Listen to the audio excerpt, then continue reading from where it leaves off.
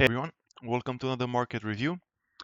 And we finally got our pullback to the 21 EMA on the weekly, approximately, not really quite there, but it counts. So we got, don't want volume, wanted this. So we got to, on the pre-market level, we got to, what was the low? 649.49, and after yesterday's close, the 21 EMA is 649.22. So 20 cents off ish, good enough that it counts. Now, we bounced. My main comparison is still a 2021 top, and the similarities are uncanny. It's going to be funny if we follow up with what happened then on Monday as well.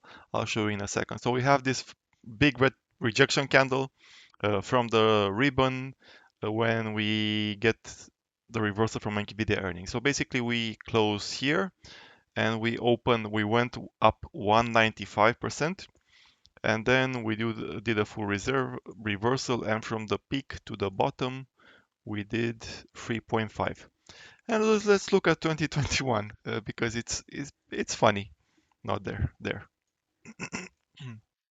So here we are, and in 2021, uh, November 21st as well, so basically one day earlier than this time, we went down and the market closed down. This was 195%. But the next day we gapped up from this close 133% and went up 2% exactly, and then did another reversal. Uh, where's this counter? So we did another reversal, which was down 3.9%, 3.09% at the lows. So another engulfing candle, another rejection here, and then it follow up with a green candle, and this is what equivalent to our Friday here. So one, like I said, one day off. Oh, sorry, I was wrong. This is December 1st. Sorry, my bad. So 1 week earlier than this. So yeah, but the the setup is very nearly identical. And just to uh, show the comparison, after this we went up 6.54% from the low of that big engulfing candle to the high that was the market top at that time in January. So uh, we create a pattern from here, and we do it. Let's do it until this was March, I think. No, February, sorry, February. So let's do it until February. And remember, we actually need to expand it to 6.5% approximately to for this to be the same, because this copying of the candle bar patterns is in dollar value, not in percent. So if we were to copy it exactly, it will only go up to here, but we want to look at 6 point something percent from the bottom of that candle, which is 6.5-ish. So 694. Let's expand. It's not quite 700, but let's for the just do it at 694-ish, something like this. So this is the baseline scenario. Maybe we do hit 700, maybe we do not. We shall see. The point still stands. Now, this is the baseline scenario, meaning we go up. Monday, if we follow the pattern from 2021, we should have a red day, retest the bottom, but generally a red candle, and then we continue going up. Next week we also have Thanksgiving, so it's going to be low volume, low liquidity kind of setup. I don't expect us to go down further. This move down that would allegedly happen Monday is going to be like fake out to get bears in and then trap them and whatnot. And then we should be going up, and low liquidity, low volume, low activity for the next week, like most likely starting Wednesday. Thursday's market is closed, and Friday is going to be most people are going to take a gap day, so there's going to be very little activity. So in this scenario, I expect next week to finish substantially green, like 2-3% up on the weekly overall. Now, this is the setup. In January, I still think we have a big pullback coming our way. And I will remind you that in 2021, once again, this this part here, this second leg down, happened due to the war in Ukraine. Had that not happened, this could have potentially been a bull phase. But the combination of inflation plus war in Ukraine and whatnot led to a continuation of the bear market. But this could have, had we not had those circumstances or had things played out a bit differently, we either would have a double bottom, like maybe first leg down, go down again, and then at this point, most likely, things would have diverged into a new bull market and go higher. But we didn't. We got this leg down and it became what it became. Uh, this should happen in our scenario only if the AI bubble pops. I don't think that will happen. So I'm not looking for the AI bubble pop kind of pullback. Just looking for this. Maybe it's a W here and then we go higher. But generally speaking, if the AI bubble doesn't pop, things will continue going higher and the bull market will continue. This will be just a like 10%, 15% pullback that we naturally get like every year or so. So this being said, let's move on to the next topic, which is crypto. The disappointment of this setup has been crypto, meaning Bitcoin mostly, and everything else crypto has followed it. And it didn't hold the 85K area like this little snippet here. This would have been demand area and went almost as low as 80K. I'll delete some of this stuff because I'll put it back later for when I explain things. So we went almost to 80K, 860, 800K, 600. And it's still weak. It didn't participate in the bounce yesterday that much.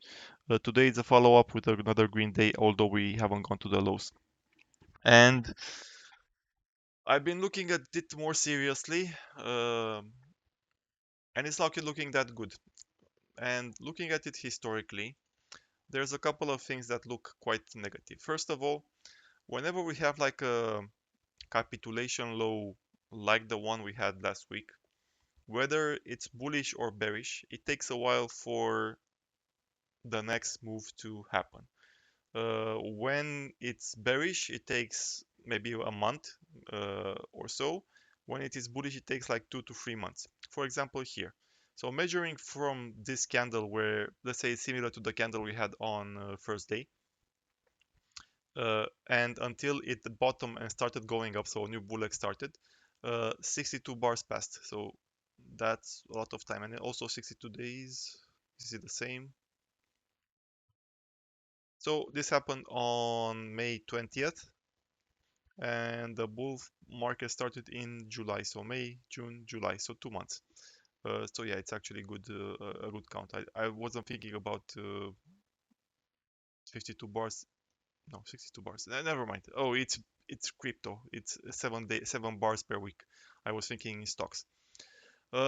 Here where we had the breakdown, like this type of candle we had previously, and this is the bear case. It took until we made the next leg down. So basically, this was a consolidation range in which we went up and down, and also this was a consolidation range in which we went up and down. It took not I didn't want this one. I wanted this one. It took 31 days. So a month until we broke two new lows and did another leg down. Here, let's say, where is the low? Let's say the low is this candle here, the one with which went the lowest.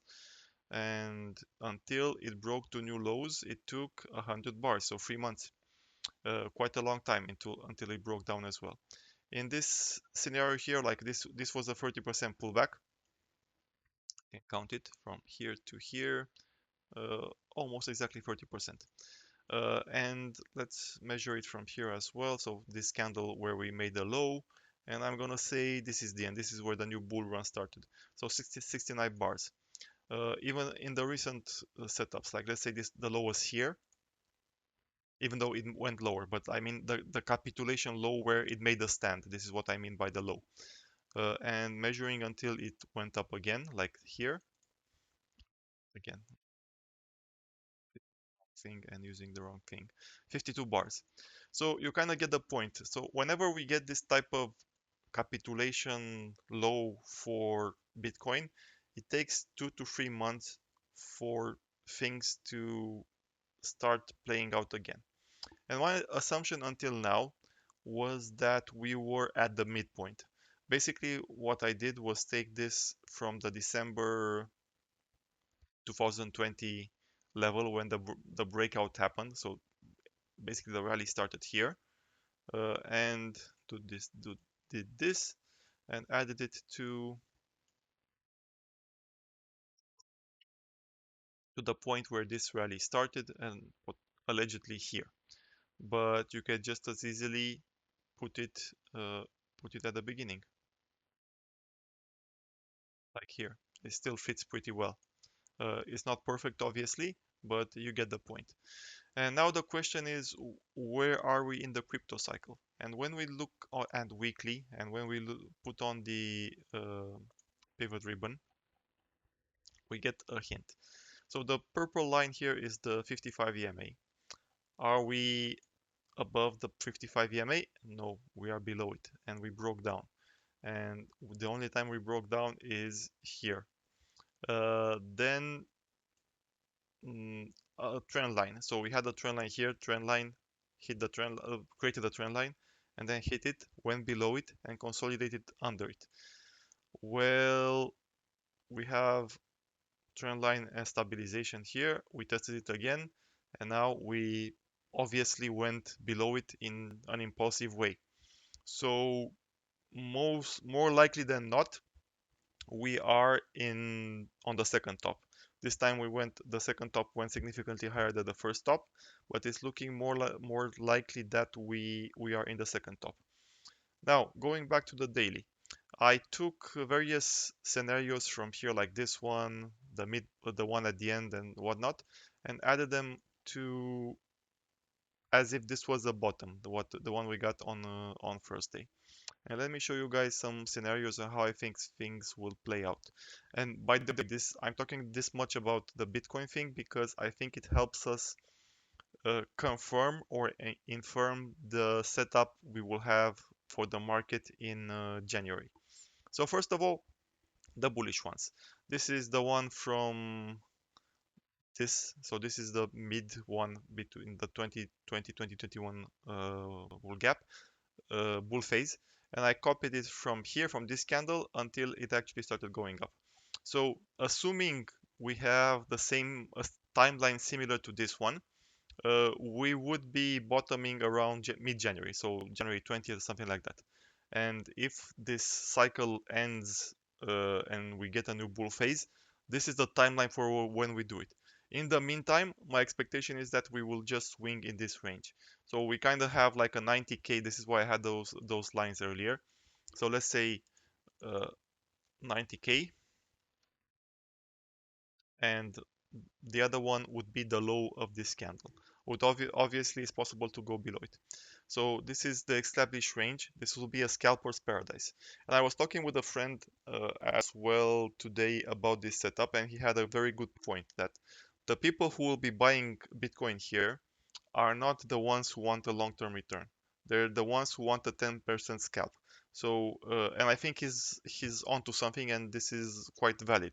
Meaning the people who will be buying in this area don't want it to go. They want it to go higher, but they're not expecting it to go like to 200k, 120k, even 100k. They just want to buy it here, get out on 90k, call it a day. Because this, I think this is true, and this type of people will be the buyers. It naturally creates a sideways range. So I think it's going to be a good opportunity to scalp. Like we get to the low of the range, go long, sell at 90k, something like that. Now, the second pattern is the one from here. And while it's different, it's also similar. Like this would be like the more bullish one, in which we go to do the backtest to the trend line. We overshoot 90k, but we also go down. It's more volatile. And then we have the bearish ones. This would be the one from the end. So it's the one from here before we went under the trend line. And this one resolved new lows after about a month. The timeline would be, the timeline for the other one would be what? Beginning of January. like for the next leg up. The other one was January 20th. This is January 10th, so 10 days earlier ish. Let's call it mid-January between the two of them. So the bearish one, the first bearish one is a quick one. New lows would be not this one. What? The other one would be something like late-ish December, and we would make new lows in Bitcoin go to 70k. And this is the likelier of the four, I think. Or this version as well, in which we go sideways and eventually break down and make new lows with a target of again 68k, 71k area. So from the evidence I'm seeing, I think Bitcoin is in the bearish setup, or crypto is in the bearish setup, because we broke the trend line, because we are significantly below the pivot ribbon and the 55 EMA on the weekly, and this looks more like this setup here than another leg up in the market. We even had actually three legs up, one, two, three legs in this cycle. So crypto is kind of shit. Well, this reinforces the belief that the market will also correct in January. And another point I wanted to make is that hints will happen based on how strong or not strong Bitcoin is in this scenario. Like for example, even in the bullish ones, like the bounce happens, it's a strong bounce, it goes above 90k, maybe it would do 95k, something like this.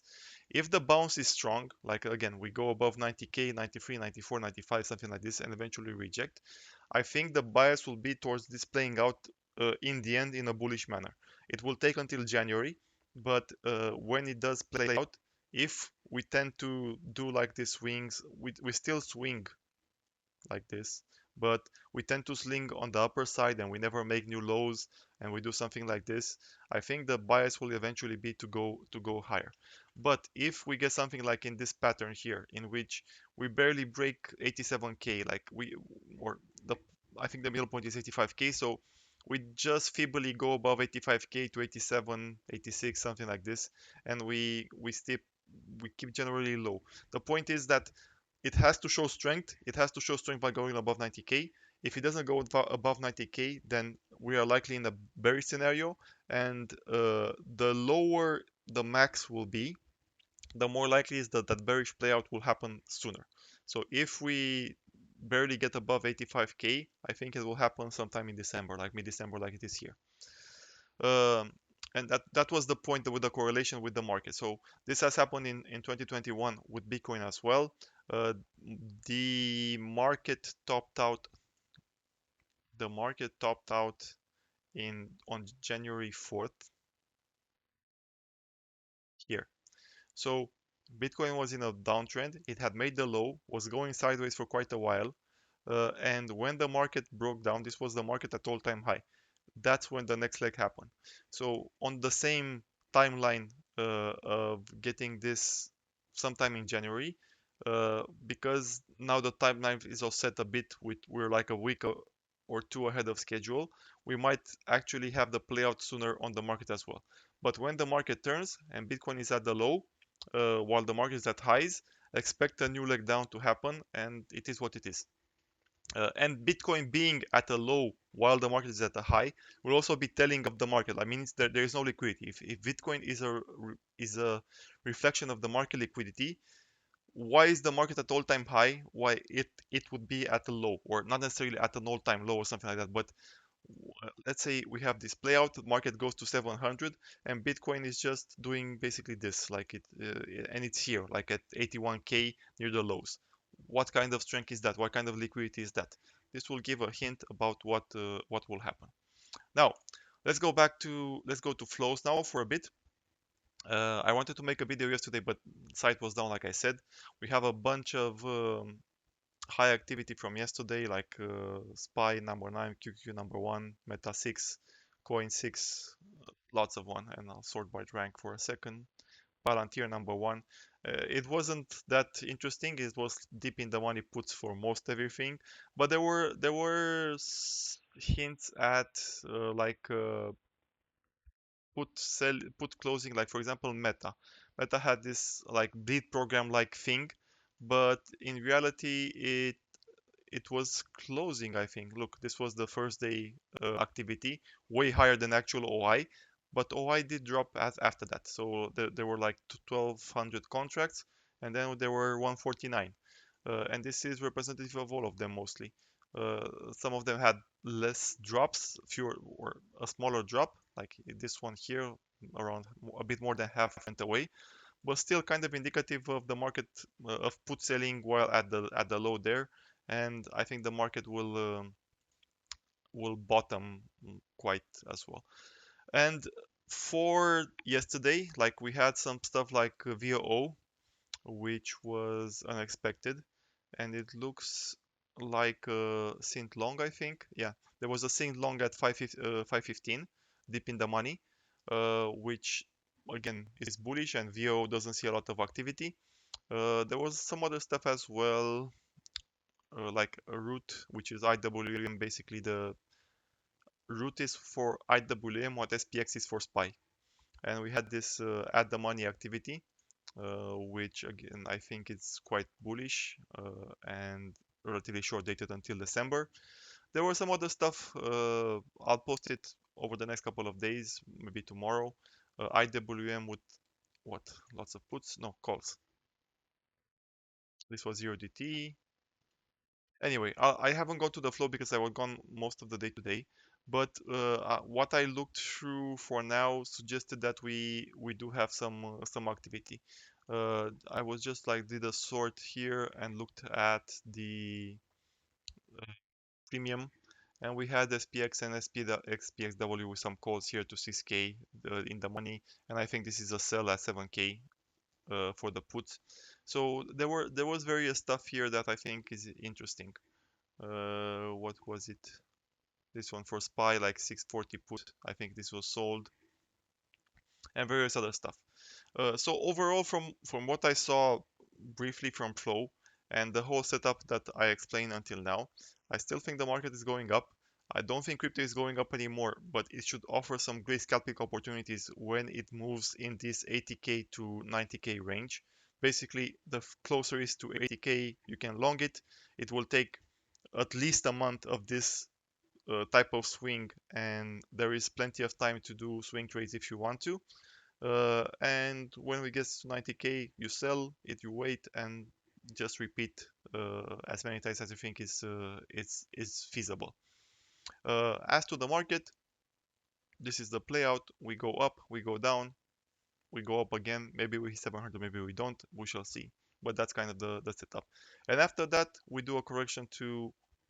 Usually, we overshoot the AVWAP, and considering that it will start continue increasing, target will be basically around here, so like 620-ish, something like this for the AVWAP. And why I say we overshoot the AVWAP? Because we tend to do so whenever we have this one long-term correction. Like for example here, we overshot the AVWAP. Uh, where is it? Here.